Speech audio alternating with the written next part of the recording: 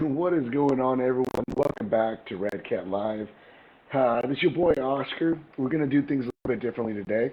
I'm actually working out of the home office today, trying to get caught up, but we're still kind of, in a way, recharging our batteries from one epic event this weekend. What's on the agenda today? Something pretty simple. We're going to go over Proline by the Fire, what went on, how that went down, and what else we got going on. It's definitely going to be a little bit of a shorter episode today than normal, but hang out with us. Let's talk a little bit about what we did, why I'm still exhausted from Proline by the Fire, and what we're doing. So, hey, much love to everyone showing up. Abraham, what's going on? Eli, how you doing? Eric, man, he's dying for that toolkit everywhere he goes, all weekend long. Let me tell you a little something about Eric Sarsenio. Eric Sarsenio decided that this weekend at Proline by the Fire was the weekend of the Redcat toolkit. He is dead set on wanting a Redcat toolkit, and he was vocal about it every step of the way. It was a great time, like it always is. Anytime you go to an event where you have a lot of great folks, a lot of great like-minded RC enthusiasts, you kind of can't help but to feel at home, like you're visiting family. So, Dylan, what's going on, brother, man? Jeff Ramos, my brother, how are you, man? It's always good to see some faces, and then again to get caught up. Again, working from the home studio today, guys. I do apologize. Definitely not the norm, but we definitely wanted to at least catch up with you guys, let you guys know what's going on in the world of Red Cat racing, what went on at Proline by the Fire, and where we're going to be at next. So, um, yes, yes, Eric is right. So, and we'll get to that, Eric. We're going to get to those little tidbits. It was a great time. In that. So, the team and I arrived Thursday, I want to say right around 2:30, 3 o'clock, um, and immediately got to work, right? Setting up the booth, Red Cap booth, making sure that we were all set up and ready to go. And it was already a day of shenanigans. Getting to just catch up with all of our RC family, all the different manufacturers and thereof. It was great, great atmosphere. And like always, just like you're just going to see family, rather family reunion, so to speak. So, in that essence, it was amazing. Um, Home studio, aka garage. Yes. Well, the studio is actually there, but it's a booth. Can't take you in there and be on camera. But thank you, Eli, for elaborating so genuinely. But yeah, guys. So, Proline by the Fire was a great time. It was a great event. Um, Great time. We went ahead and set up the booth. Got immediately busy, getting hungry and working up an appetite. Grilled up some burgers. It was a good time. Took out some rigs that night, Thursday night, and just hit the rocks and went out night crawling, as much as we can take. Well, as much as I thought we can take, because you didn't charge any batteries, and I ended up killing a battery 30 minutes into my run. Yeah, I know. Rookie mistake, it happens. But nonetheless, it was a great time to get out, crawl a little bit. We took the marksman out, beat it up quite a bit, some more. Had a good time with it. Really was impressed and really kind of thrown off by just the amount of marksmen I saw at the event. I figured we were going to have the majority of them, but long story short, there was actually quite a bit of them running around and having a good time and hanging out with us at the tent as well. So it was a good day in that fashion. I need, Let me read some of these comments. I need to go hit up Kentucky. Man, that sounds pretty good, Roy. Um, yes, there was a lot of work at that event. RC Patina guy, what's going on, brother? Nick Railback's in the house again. What is going on? Mitch, how you doing, sir? Um, Unfortunately, we do not have a fifth scale crawler at this time. Eighth scale for sure, but no fifth scales anymore in the stable at this time. Um, what progressed into kind of a night of shenanigans and having a good time with family and friends. Kind of just worked its way over into Friday. Friday we had a great time. Worked the booth the majority of the morning. I was able to take some shots and some pictures of some Red Cat owners, some owners of some Red Cat products, some crawlers and what have you. And that was a good time as well. And a lot of mini events going on that day. We were able to kind of see more of a competition setting, Sorka type crawling events, the more hot lap race, things of that nature, that really just kind of expanded the possibility to be able to enjoy the event. One of the reasons why I love Roll on Fire so much and why I enjoy it as much as I do, honestly, is because it's not just a crawling event, right? It's an event that houses multitudes of different avenues of RC, and that to me is fun because that means I don't have to just bring one truck and use and abuse it and then be done with it at the end of the day. Maybe bring four, five, six different RC cars, from a basher to a rock racer to a rock crawler, you name it. I mean, when was it? Saturday they had sand drags. I think the no prep scene was out there in full effect, having a great time, and these guys are running on paddles. It was great. It was awesome. So, it was one of those events where you can bring your whole stable of RC vehicles just to have a good time. And it really was, an awesome, awesome event in that fashion. Um, Brandon told me, yes, I actually was able to get the marksman in Brandon's hands for a few hours. He was actually able to take it out and crawl with it and have a good time with it. It was good. I was able to get some good footage of it in that fashion as well. So, man, again, thank you, Brandon, for that feedback. Thank you, Kevin. She old, but I keep it clean. um, let's see. Impressed. Brendan says it was great. It was a great time wheeling the marksman. Very impressive rig out of the box. It was hitting some lines that other brands couldn't. Well, maybe it was the driver. um, well, in that fashion, man, I appreciate that, Brendan. Thank you so much for the kind words. Because as a company, we put a lot into our product, and we want to make sure that it's enjoyable. And thank you for that testament. It really means a lot. What's going on, Kevin? How are you, sir? Um, Bought a shredder a couple of days ago. Oh, nice, man. Enjoy that shredder, man. Hopefully that brings you lots of good times and smiles. Rich Campbell, what's going on, brother, man? Rich Campbell says, what's up, brother? Saturday looked off the hook. Would have loved to make the shredder fly there. Yeah, and what Rich is actually talking about, guys, is there was like a dart, RC darts is what they called it, where they had a big ramp set up, and if you weren't a part of the live feed that I was on, it was really pretty epic. They were sending these things off of a ramp. People can land closest to the bullseye, right? Lots of different types of vehicles, from short course trucks to full-on bashers. It really was just a great time, all in all. So, man, one of the biggest highlights for sure. Brandon said so himself. One of the really highlights for him was seeing Redcat dominate the wall of death. It was a good time.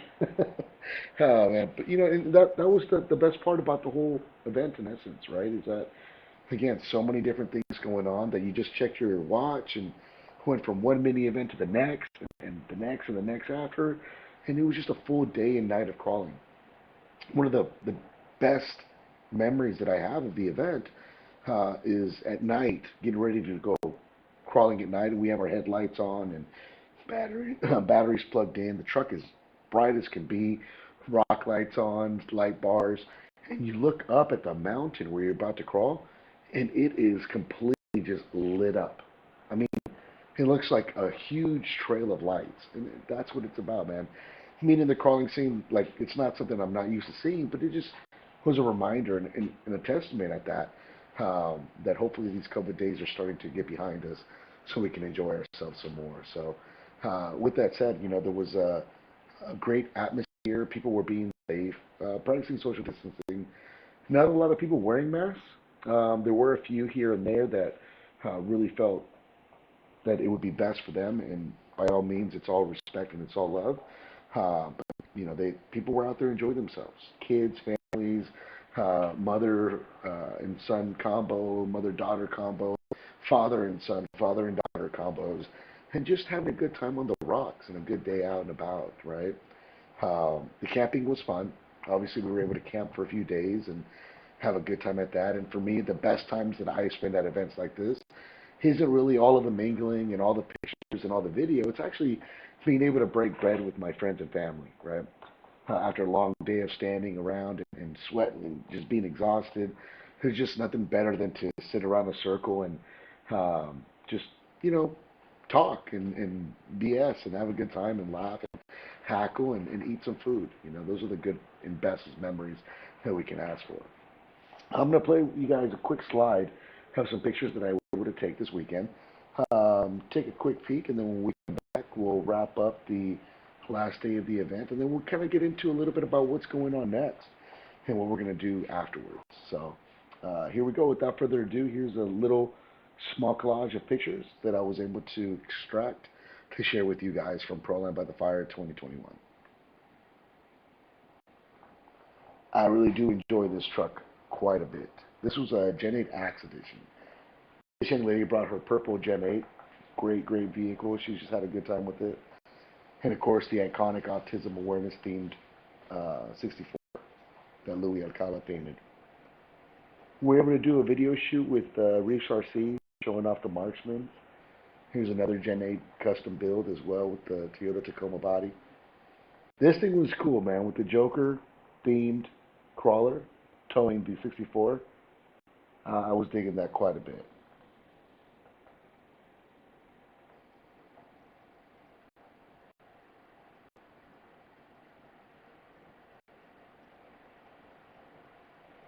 The good old Wendigo, the Arizona Reaper that we spoke about. Right?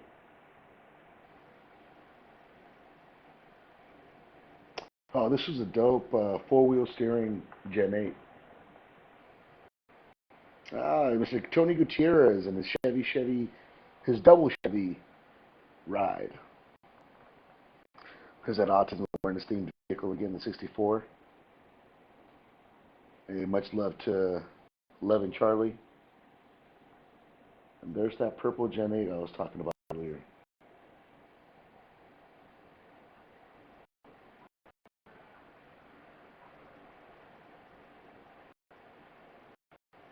So definitely some decent shots. I was able to fill up a memory card and a half. There's RC personal mark. This thing was pretty cool. The Dually C10.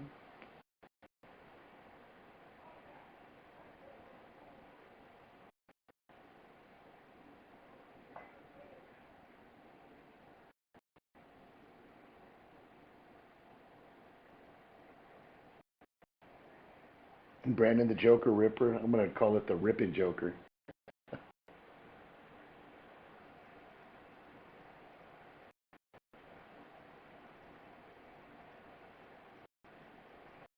All right, let me get back to some of these questions here really quick, guys. I do apologize. Let's see what we got here. What was the Redcat Basher that ran last and ramp wrong? You're going to see more of that rig probably within the next couple weeks. I can't share many more details other than that at this time, but it is some pretty cool new stuff that's in the works. That is it's going to be a blast, absolute blast. But stick with Rich. Don't go too far. It should be a good one. So many Nick says, so many good-looking trucks. Need them to compete in the SEMA build-off. I need some competition. I agree, Nick. I would love to see more crawlers, and if you guys are into building crawlers, we got the SEMA build-off, man. It's winding down. We got literally about 13 days left before we're gonna shut that bad boy down. On the 13th of October, we'll announce the winner of the crawler and the lowrider for that. So yeah, if you're building one, now is the time to start dropping pictures. Make sure you use the appropriate hashtags and that you have a website. Let me see.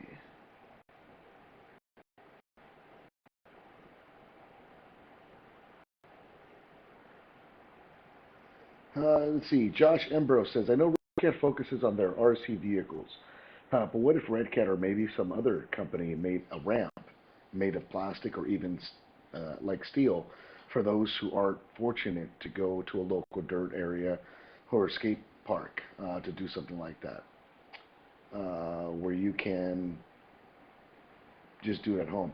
That's a good thing, Josh. For us, and I'll be honest with you, a little trade secret. You can find a lot of plastic kicker ramps that you can purchase from, say, like Big Five or an online store, something that is used for jumping bicycles and things of that nature. And they work really well. They have some that are just plain and some that actually have a kick to the end to kind of get you a little bit more air. So you may want to search around a little bit and find those. But trust me, they're great ramps. How to approach them and descend off of them. You can definitely stick some cool landings off of them. Um, Nick Railback, some Gen 8s at the meet, and I went this weekend, and everyone was talking about how impressive the Gen 8 is out of the box, better than his said brand, which he had put over $1,000 into. That's something that we see. Sometimes it can be a driver thing as well. The experience thereof. You can have race car drivers that throw thousands and thousands of dollars into their race car, millions of dollars. But if you can't drive it, it's not going to do you that great. It might be something of that nature, and maybe set up as well. But yeah, man, that's pretty good. I like hearing feedback like that. Shows us that we're doing things in the right fashion. Um, let's see. Brandon, I like this. You may find some aftermarket ramps out there or home fabrications. Yeah, like I said, the aftermarket ramps are out there. As I mentioned earlier, and Brandon mentioned as well. Definitely check them out. But I appreciate that. Ooh, Sam Green's a little salty, but it's okay. Aaron, I heard you drove the wheels off your Marksman. Well, I technically did not drive the wheels off of it. Joe did.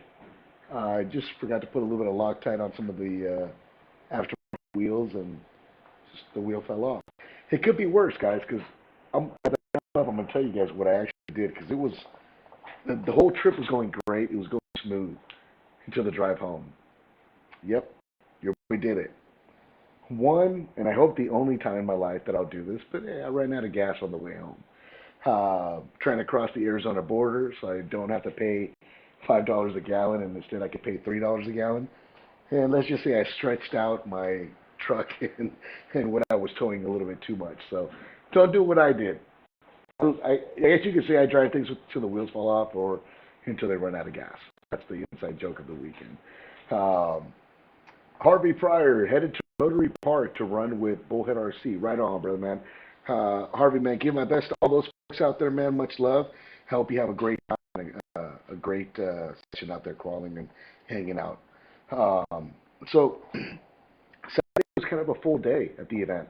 From the bullseye darts that were going on to the sand drags that were happening. RC four-wheel drive was in the house, and they did a sled pull competition. There was a sumo competition as well, where they had a platform, and you had to push your opponent off the platform, but you had to make sure that your stayed on the platform. It was it wasn't the easiest thing to watch people do, or I can't assume it was easy to drive in it either. But nonetheless, it was a good time all in all.